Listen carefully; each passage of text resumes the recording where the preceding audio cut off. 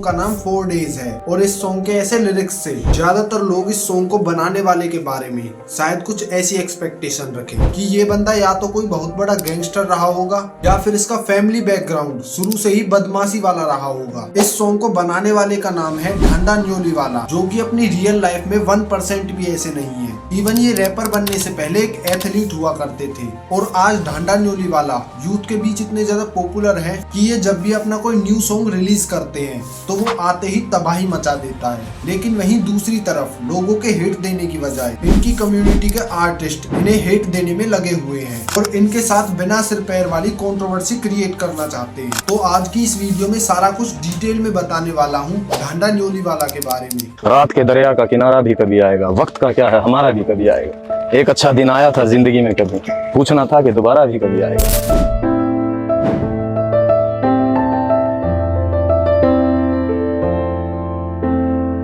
दोस्तों, ढांडा न्योलीवाला जिनका रियल नाम प्रवीण ढांडा है, जो ईयर 1998 में हरियाणा के न्योलीकला गांव में पैदा हुए। ढांडा न्योलीवाला बताते हैं कि इनके पेरेंट्स ने इन्हें 4-5 साल की उम्र से ही स्पोर्ट्स में डाल दिया था और ये फैसला इनके इंटरेस्ट को देखते हुए ही लिया गया था, ना कि इनकी मर्जी के खिलाफ। क्योंकि आज हम जिस ढांडा न्योलीवाला को एक रैपर के रूप में जानते हैं, वही शख्स रैपर बनने से पहले एक प्लेयर हुआ करता था और इन्होंने अपनी एथलीट लाइफ में भी कई रिकॉर्ड्स अपने नाम किए। बट अब यहाँ सवाल ये है कि एक एथलीट एक रैपर कैसे बन गया। अब इसके बारे में पब्लिकली ज्यादा कोई इन्फॉर्मेशन तो नहीं है, लेकिन एक इंटरव्यू में ढांडा न्योलीवाला खुद बताते हैं कि इन्हें एक इंजरी हो गई थी और ये उसके इलाज के लिए ऑस्ट्रेलिया तक भी गए थे, लेकिन वहां भी इनकी इस इंजरी का कोई सटीक इलाज ना मिल सका। तो इसी वजह से इन्होंने अपनी एथलीट लाइफ को वहीं पर ही स्टॉप कर दिया और ऑस्ट्रेलिया में रहते हुए इन्होंने अपनी म्यूजिकल जर्नी स्टार्ट कर दी। ढांडा बताते हैं कि उन्हें शायरी सुनने का और शायरी लिखने का बहुत पहले से शौक था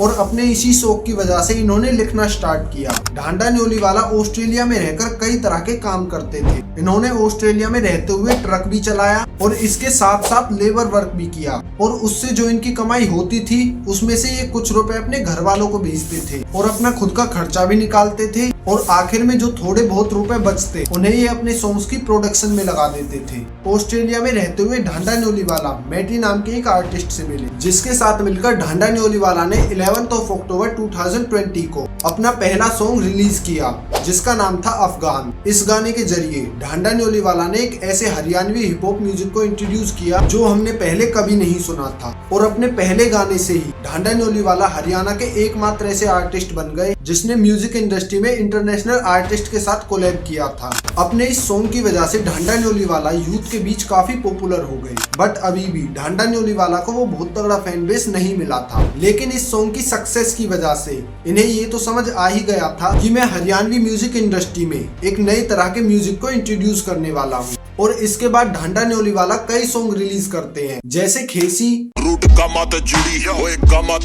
जो कि 1 दिसंबर 2020 को रिलीज किया गया, 26 किसान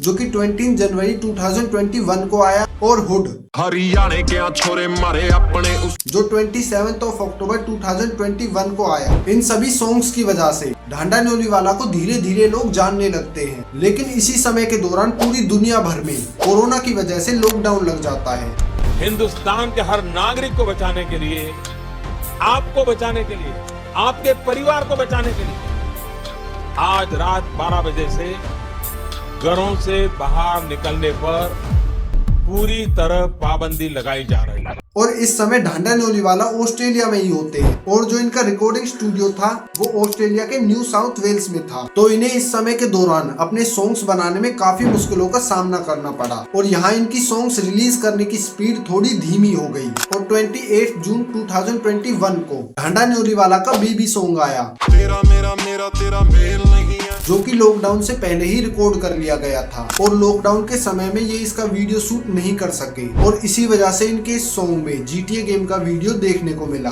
फिर इसके बाद ढांडा न्योलीवाला ने कई सॉन्ग रिलीज किए, जैसे रूफिया, फॉक्सी, फर्स्ट हरियाणवी ड्रिल और अपने फर्स्ट हरियाणवी ड्रिल सॉन्ग के रिलीज होने के एक दिन पहले ढांडा न्योलीवाला लाइव आकर ये कहते हैं कि अगले साल यानी 2022 में ढांडा न्योलीवाला हरियाणा की बिगेस्ट हिप हॉप एल्बम लेकर आएंगे। और दूसरी चीज है कि आफ्टर दिस न्यू ईयर के अंदर भाई आप नए साल में मे भी या नए साल की स्टार्टिंग में या 1-2 महीने में हरियाणा की सबसे बड़ी हिप हॉप की एल्बम देवांगे। टोटली वर्सेटैलिटी होगी इसके अंदर, डिफरेंट तरीके के जोनरा के गाने उसके अंदर आप हिप हॉप म्यूजिक के देवांगे।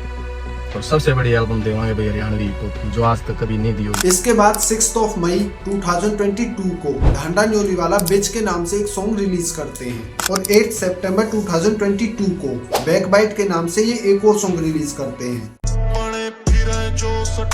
और इस सॉन्ग के बाद ढांडा न्योलीवाला की हरियाणवी रैपर केडी के साथ कंट्रोवर्सी शुरू हो गई, लेकिन इस सारी कंट्रोवर्सी के बारे में मैं थोड़ा आगे बात करने वाला हूँ। तो फिर यहीं से बैकबाइट सॉन्ग रिलीज करने के बाद ढांडा न्योलीवाला एक ऐसा सॉन्ग रिलीज करते हैं जो कि उनकी अभी तक की म्यूजिकल जर्नी का सबसे बड़ा हिट सॉन्ग साबित हुआ है। इस सॉन्ग का नाम है अप टू यू।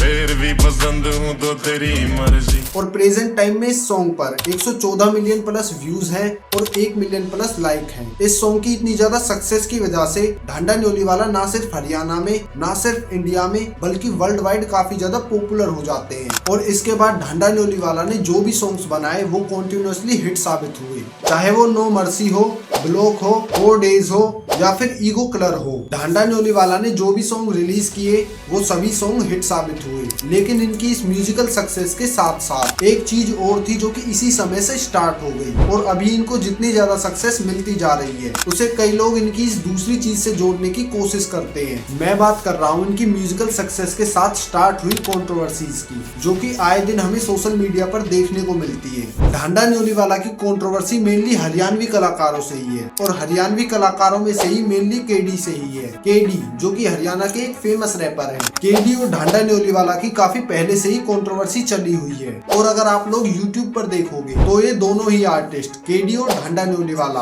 कई पॉडकास्ट कर चुके हैं जिसमें इन्होंने एक दूसरे के बारे में काफी कुछ बोला है। ढांडा न्योलीवाला का मानना ये है कि केडी और हरियाणा के और भी कई फेमस कलाकार, इन सभी लोगों ने एक ऐसी कम्युनिटी या फिर कहीं एक ऐसा ग्रुप बनाया हुआ है जिस वजह से हरियाणवी म्यूजिक इंडस्ट्री में कोई नया आर्टिस्ट सर्वाइव नहीं कर पा रहा है। हरियाणवी म्यूजिक इंडस्ट्री में जो भी कोई नया कलाकार आता है उसे उसके काम के हिसाब से रिस्पेक्ट नहीं मिलती, लेकिन Dhanda Nyoliwala without any music connections यहाँ तक पहुँचे हैं। तो इसी वजह से ढांडा न्योलीवाला का ये मानना है कि ये जो भी आर्टिस्ट है ये उनकी सक्सेस से खुश नहीं है। तो इसी वजह से ये ढांडा न्योलीवाला के अगेंस्ट अपने लाइव शोज में कंट्रोवर्शियल स्टेटमेंट्स देते हैं। और अगर आपको इनकी कंट्रोवर्सी को और भी डीपली जानना है तो आप YouTube पे जाके इनके ये पॉडकास्ट वीडियो देख सकते हो, क्योंकि इस वीडियो की रिसर्च में भी इन वीडियोस ने मेरी काफी हेल्प करी है इनकी कंट्रोवर्सी को डीपली जानने में। वीडियो के लास्ट में मैं बस आपसे एक क्वेश्चन करना चाहता हूँ कि आप ढांडा न्योलीवाला की इन कंट्रोवर्सीज के बारे में क्या कहना चाहोगे, कमेंट करके जरूर बताना।